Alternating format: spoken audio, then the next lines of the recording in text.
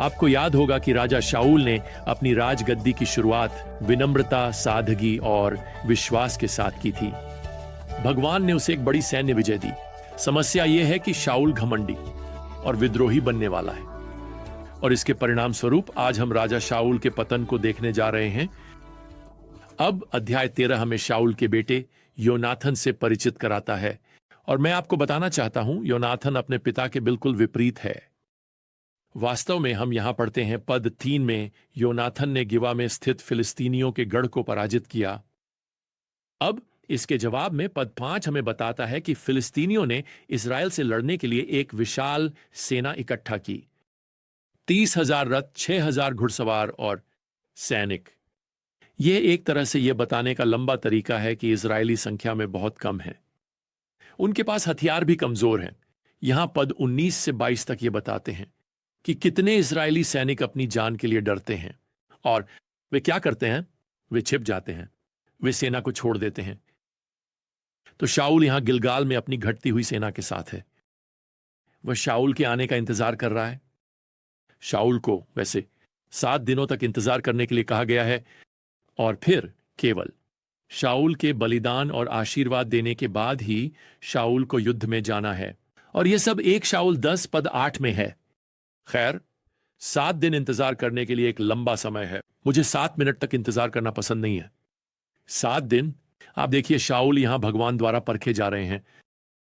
किसी ने एक बार कहा था कि एक परीक्षा आपको नहीं बनाती, यह आपको उजागर करता है, यह दिखाता है कि आप कौन हैं।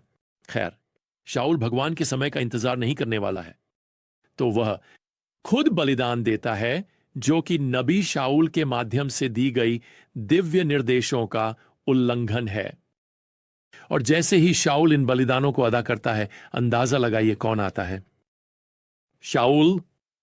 और वह यहां पद 11 में शाऊल से एक बहुत साधारण सवाल पूछता है, तुमने क्या किया?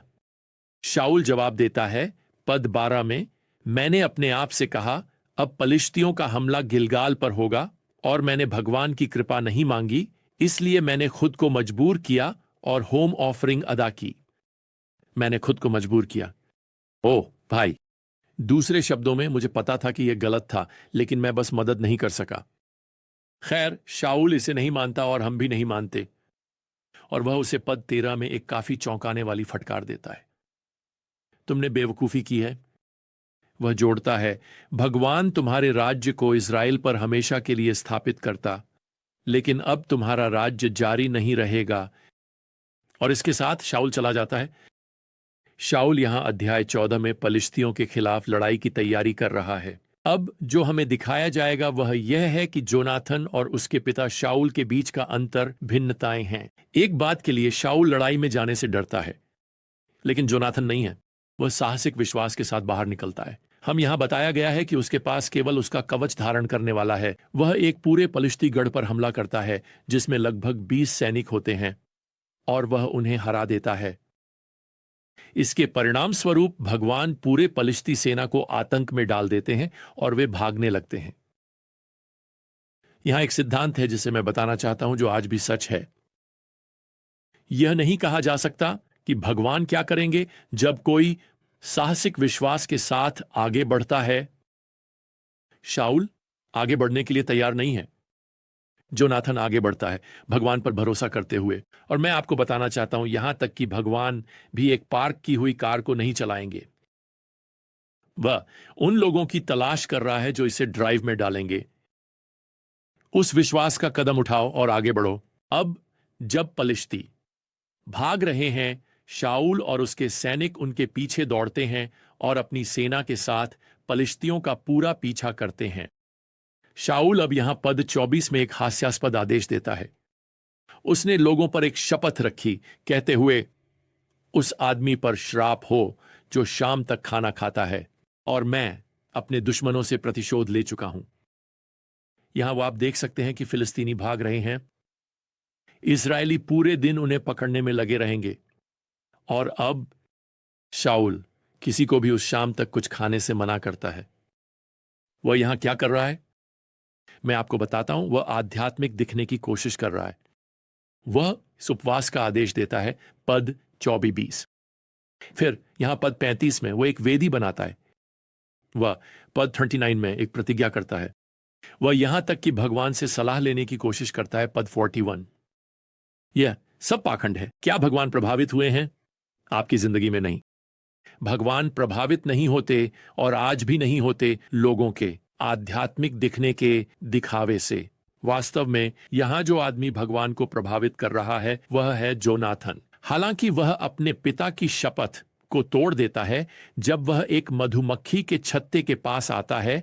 हमें यहां पद 27 में बताया गया है कि जोनाथन ने अपने पिता को लोगों पर यह शपथ लगाने का आदेश देते नहीं सुना था, तो उसने अपने हाथ में जो लाठी थी उसका सिरा बाहर निकाला और उसे शहद के छत्ते में डुबोया और फिर अपने मुंह तक ले गया और उसकी आंखें चमक उठीं। तब ही उसे अपने पिता के बेवकूफी का आदेश।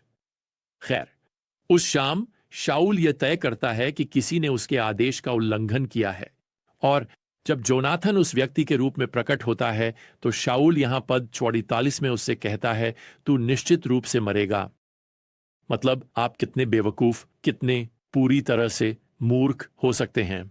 अब सौभाग्य से यहां कुछ लोग हस्तक्षेप करते हैं और जोनाथन की जान बचाते हैं, लेकिन इस प्रक्रिया में मैं आपको बताना चाहता हूं, शाऊल देश के सामने अपनी बहुत सारी विश्वसनीयता खो देता है, और इस बिंदु से शाऊल और भी तेजी से एक पैरोइड, बेवकूफ, संदिग्ध, गुस्से में और जलन से भरे आदमी में बदल जाता है। अंतिम कील कहने के लिए यहां अध्याय 15 में लगती है। अब जहां भगवान शाऊल को एक आदेश देते हैं कि वह अपने न्याय को लागू करते हुए अमालेकी राजा और राष्ट्र को पूरी तरह से नष्ट कर दे, यहां पद 3 में। अब अमालेकी लोग बहुत ही दुष्ट लोग थे। उन्होंने अतीत में इज़राइल पर निर्दयता से हमला किया था। वास्तव में भगवान ने मूसा को सालों पहले निर्गमन अध्याय 17 और पद 14 में पहले ही बता दिया था, मैं अमालेकी लोगों की स्मृति को पूरी तरह से मिटा दूंगा आसमान के नीचे। खैर, वह दिन आखिरकार आ गया है। शाऊल को अमालेकी लोगों की किसी भी संपत्ति को नहीं लेना है। उसे इस दुष्ट जनजाति के हर सदस्य को ईश्वरीय न्याय के एक कार्य के रूप में मार डालना है। तो शाऊल यहां क्या करता है? वह अमालेकी लोगों को हरा देता है, लेकिन फिर पद 9 हमें बताता है, लेकिन शाऊल और लोगों ने अगाग राजा और भेड़ों, बैलों और पाले हुए बकरियों और मेमनों में से सबसे अच्छे को छोड़ दिया, और जो कुछ भी अच्छा था उसे पूरी तरह से नष्ट नहीं किया। जब वे घर लौटते हैं, शाऊल शाऊल से मिलता है और शाऊल शाऊल से कहता है, यहां पद 13 में, मैंने भगवान के आदेश का पालन किया है। खैर, यह तो बस एक बड़ा झूठ है। यह आपके होंठों से कुछ ऐसा कहना है जो आपने अपने जीवन में नहीं किया।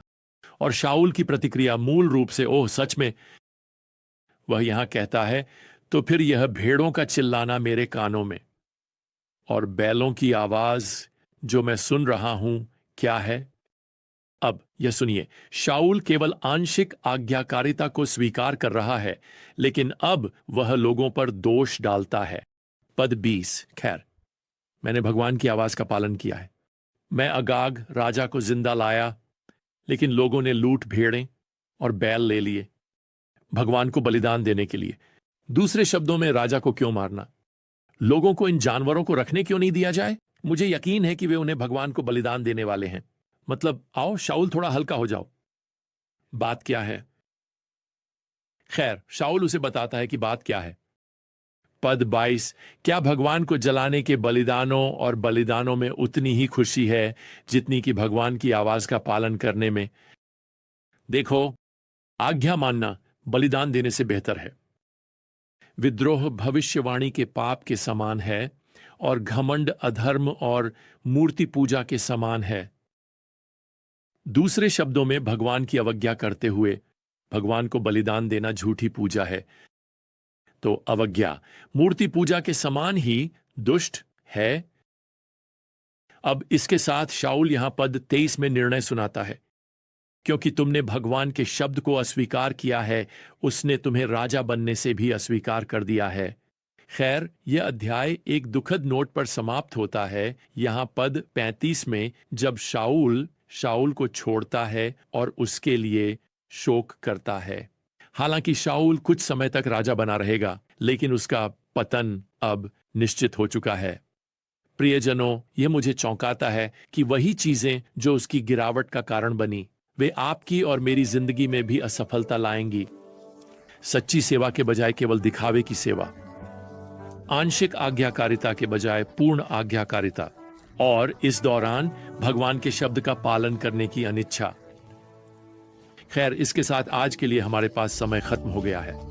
प्रियजनों, जब तक हमारी अगली बैठक नहीं होती, भगवान यीशु मसीह की कृपा, भगवान का प्रेम और पवित्र आत्मा की संगति आप सभी के साथ बनी रहे। आमीन।